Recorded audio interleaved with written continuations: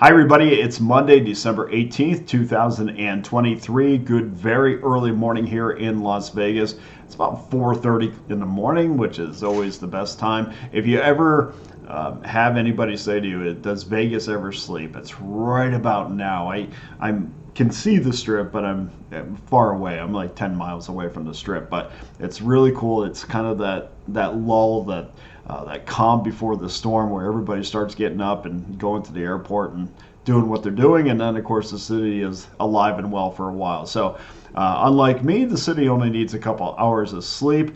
I'm Dana Lane. Welcome to Against the Public. Today we've identified 3 college basketball plays for Monday where I think early public betting might be going in the wrong direction. After the show, please go to pickdawgz.com where you'll find my top 3 college basketball plays for tonight. It is available to you for just $49.99. This package comes with our Pick Dawgz win guarantee that states if you do not profit, we'll give you an immediate site credit for the purchase price. Join me for that package, or if you're ready, let's get involved with the all-access pass. It gives you every one of my plays from the NFL to college football to the NBA, college basketball, NHL. It gives you every single one of my plays for one low price, and you can get that in a 30-day or 90-day package. Each package comes out to less than $100 a month. If you need more reasons to join us other than our perfect 3-0 Sunday in the NFL, you can take that money and get involved with an all-access pass. But if you need more reasons, of course, I've compiled the reasons why you should join me today. Overall, all-access record over the last month. Any customer that has been involved in my all-access pass for the last 30 days, 55% winners, plus 1,841 units won. Number 1 amongst cappers with at least 120 plays. Of course, you know, number 1 in college football with 58% winners in 2023. Another perfect weekend in college football, plus 2,045 units won. Over the last 90 days in college football, that percentage has improved to 59%, plus 2,100 units won. And over the last 30 days, 64% college football winners over the last 30 days, plus 700 units. Also, 55% winners in the NBA in 2023, plus 893 units. 55% winners in college basketball in 2023, plus 780 units. That's good for number 1 amongst cappers with at least 120 plays. If you want to break that down to the last 30 days, NFL 57% winners, NBA 58% winners, number 1 amongst cappers with at least 60 plays. College basketball 57% winners, number 1 amongst cappers with at least 100 plays.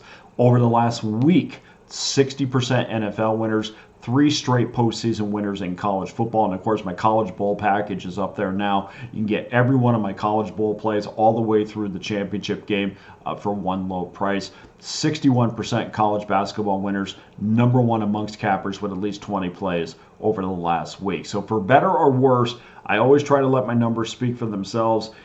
Not great about putting up hype. But the numbers are what they are. And ultimately, no matter what anybody says about what they've done, it's always about the numbers. I've always believed that. So these are the numbers. I hope you enjoy I hope you join me today. We have a lot of talented handicappers on this website. So hopefully those numbers move you to join me for the next 30 days or next 90 days or just today. All the records are updated hourly at pickdawgz.com. It's really all that needs to be said. To become an all-access customer, go to pickdawgz.com. Get involved with my 30 or 90-day package for less than $100 a month. So let's get to our free plays for today. And we're going to start off with game 877 and 878, 7 o'clock Eastern Time. Duquesne Dukes, 2.5-point favorites. 142 is your total over the Bradley Braves. Bradley has a streak of 4 straight losses coming into this game against the number. It started the season, if you remember, with 5 straight wins, but since have dropped 4 straight against the number. The Dukes have been going through their own troubles. They're not exactly automatic to wager on either. They have 3 ATS losses in their last 4 games. And I think we're going to see Bradley, who has had some success I think Bradley's going to have some success against the Duquesne weaknesses. And what that number one weakness is perimeter defense. I think they're more than willing to allow you to beat them from the field, and I think that's going to play in to one of Bradley's strengths. There's a few of them, but I think that's going to really, you're going to see the difference in Bradley's ability to beat him from three, beat him from the outside. They listen. They're not going to win a game inside the paint against the Dukes, but I think if the shots start falling for Bradley, which they really haven't, they've had good looks. They just have not shot well so far this year. Duquesne's opponents have shot 34% from beyond the arc. I expect Bradley to be in that 35% range, and I think that's going to help them come close to an outright victory. And of course, that's not going too far out on a limb here with a point spread at 2.5, but. No, that doesn't mean go get them on the plus money on the money line. That just means take the plus 2.5. Think it's going to be close at the end, or maybe Bradley is just going to come in and blow the doors off of Duquesne. Either way, I like Bradley plus the 2.5 in this game. Game number 2, we're going to go right to the end of the card here. 885, 886, Portland State, the Vikings versus the Fresno State Bulldogs. Fresno State minus 3.5, 140, a team I get to see quite a bit. So far, we see 55% of the early money wagered on the under 139.5, and this is one of my favorite spots to bet on the total. We have Fresno State. We saw Fresno State and Santa Barbara go way under the total in that last matchup with the Bulldogs 161-58. That total in that game was 133.5. The Vikings have played to 3 straight unders against Division I schools, so the book seems to always overcompensate. They put up a 139.5 when all three, the Vikings' last 3 games was in the 140s and the 150s. And Portland State, it's really just getting a matter of getting the shots to fall. They move the ball very well. They're not a sloppy team. They are very well coached. They just getting good looks. Again, another team with getting good looks, just haven't gotten the shots to fall. I think against the 287th ranked defense in the country, that's going to change tonight. We're going to take the over 139.5. And then game 3, our final game tonight, 7 o'clock Eastern time, game 889 and 890. Eastern Washington, the Eagles 8.5 point road favorites, 146 against Cal Poly Mustangs. This game is really important to shop for a good number because it is all over the place. We've seen the opening number come out as low as 6.5 in some places. That's been bet up to at least 7.5, mostly everywhere now. We're starting to see, we even saw an 8.5 here in Vegas open up at one of our books. So it is all over the place. And of course, you always want to make sure that you shop for the best number. We see the Mustangs are just 3-7 on the year, but 2-0 at home. They also lost a double overtime game to Oregon State. And then Eastern Washington and their last game, nobody saw this game, so don't pretend that you did. They put a beat down to Portland Bible College by 69 points. I never understood these games. I get it's kind of a regional thing. I never understand what this does for your program, especially don't understand what this does for your program other than provide filler in a schedule that you couldn't come up with a team to fill it. I just don't think that it's a positive for Eastern Washington, even in a 69-point win. I don't understand these.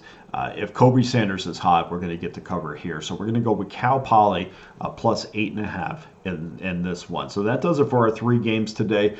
Please go to pickdawgz.com. Get involved with one of my many packages, including my 3-pack. My college basketball 3-pack is up there, $49.99. And of course, my 30 and 90-day all-access pass, it is locked in. You can get that pass for less than $100 per month. So let's keep on building that bankroll. And before we get to the end, let's go through a few numbers. This is kind of interesting. If you know anything about me, I'm a massive numbers guy. And I have said this before, that numbers only tell you where you've been. They won't necessarily tell you where you're going, which is 1,000% true. But it is interesting to look at the evolution of some of these numbers. And some of these numbers do stick from year to year. And it's not like you can take what happened last year and apply it to what's going to happen this year. But it is very interesting. And one thing that I did, because I have way too much time on my hands, I wanted to take a look at the historical progression of a college basketball season, meaning I break the college basketball season up into thirds, meaning game 1 through 10, 11 through 20, 21 through 30. I think that's the way I broke it down, but broke it up into thirds. And what I wanted to see was, is the favorites of the underdogs, do they get stronger? Do they maintain their position as the year goes on? And it's interesting. It doesn't seem like it's that big of a deal from a percentage perspective, but when we're talking about bankroll, it is a big deal. So let's just go through this year in 2023, and we'll only use this year as an example because it doesn't really matter what the historical numbers are because most teams are through their 10th game. Underdogs this year, games 1 through 10, 531 and 519, good for 50.57% win percentage, which obviously is not good enough to make a profit. Minus 35.69 units of profit based on a 1-unit wager there. But what's interesting is, and I always kind of come up with this discussion with people, and it is a point of interest. And people say, okay, well, do we pay attention when we're wagering on games? Do we pay attention to that column that says bankroll? And this really only pertains to like baseball and hockey when we're dealing with money lines. Or do I pay attention to the win-loss column when I'm looking at numbers? And what's interesting is you would think you would look at the money column, but looking at the money column only means that you are betting every single game on the board because that's what the money column is based on. What you really want to do, and I'm assuming you're not betting every college basketball game on the board, what you really want to do is focus on the win-loss column. And that tells you, because we're dealing on an individual game basis, that makes that column much more important than the bankroll column. So 50.57% winners, games 1 through 10 when we're talking about underdogs. So that favors underdogs. So now I wanted to see historically, does that stay in line with what we've seen from underdogs since, say, 2021? The number is right on. So it's at 51% from 2021. So games 1 through 10, and I said it wasn't relevant, and of course I went through and did it. It is 1 through 10. The underdogs have had the advantage since 2021, 51% of the time. Now, what does that evolution mean if we get into games 11 through 20? Well, underdogs are again 51% winners. 1,346, 1,321, 51% winners as we get into games 11 and 20. And this is over the last 3 seasons. So that's the last 3 season number. I wanted to give you a good round example, not just something that happened last year.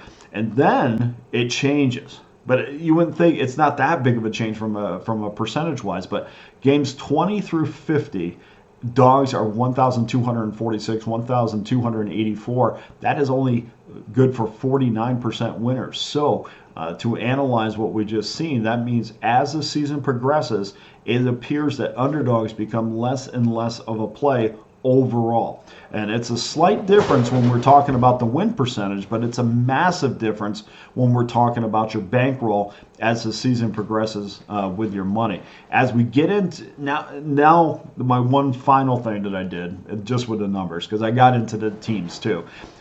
The one final thing I said, okay, well, what if we just combine the second, third, and the last third of the season, combine it together? Well, underdogs are 49.9% winners in games 11 through 33 in 2020, since 2021. So underdogs on a game-by-game basis are not as strong as betting favorites as we move on in the season. But we've seen that really makes a difference in games 20 through 30, 31, 32, however many your team plays. So that's just me geeking out on the numbers.